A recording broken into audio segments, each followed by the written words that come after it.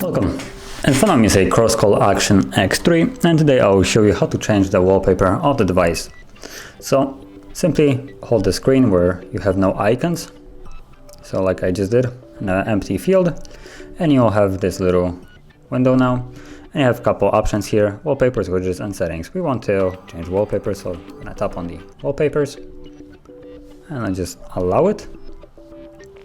And from here you can see all the wallpapers that are default installed on the device. You can tap on them to actually see how they look like, change them, or you can also tap on My Photos, and from there you will have basically all the photos that you have either downloaded from the net or just took yourself. So I'm just gonna tap, and for me there are only screenshots, so nothing really much to set here, as you can see, but you can simply tap on any one of them, so something like this, and you can see that it shows you the preview as previously.